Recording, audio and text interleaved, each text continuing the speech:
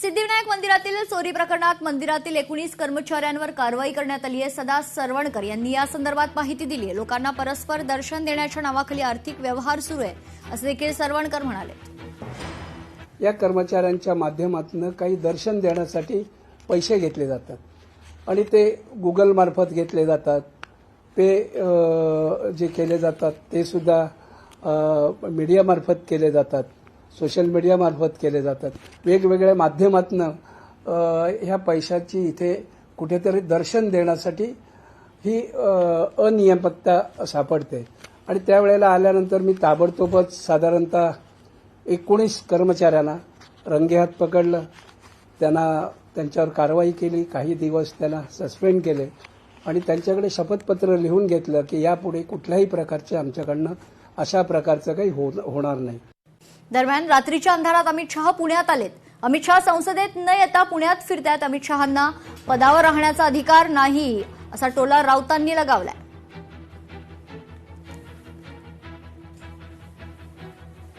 रात्रीच्या अंधारामध्ये देशाचे गृहमंत्री पुण्यामध्ये उतरलेले आहेत आणि त्यांच्या विरुद्ध आंदोलन करायला लोकांना काय वेळ लागलाय का?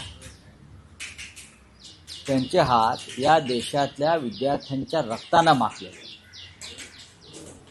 खरं म्हणजे त्यांना पदावर राहायचा अधिकार नाही।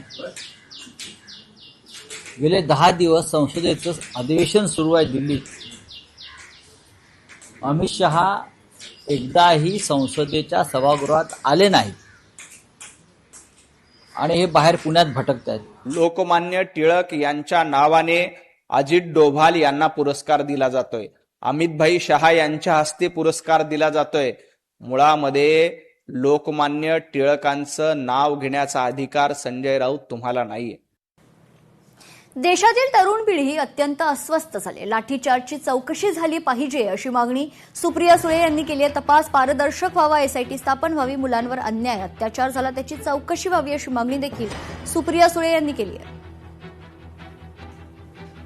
आज देशामध्ये एक चर्चेची गरज आहे। पार्लमेंट, संसद भवन हे चर्चेसाठी आहे आणि आमची एक चर्चा नीटच्या परीक्षेवर झालेली आहे आणि एक भावना सगळ्यांचीच होती की आज जी नवीन पिढी या देशाची आहे ती प्रचंड अस्वस्थ आहे आणि कुठल्याही जेव्हा एका देशामध्ये कुठलीही पिढी अस्वस्थ असणं हे काळजीची गोष्ट असते। ज्या मुलांवर जे अन्याय झाले, अत्याचार झाले, ज्या मुलं असतील किंवा मुलीही असतील, ज्या पद्धतीने मुलींवर अन्याय झाला याची एक पारदर्शक इन्क्वायरी ही झालीच पाहिजे।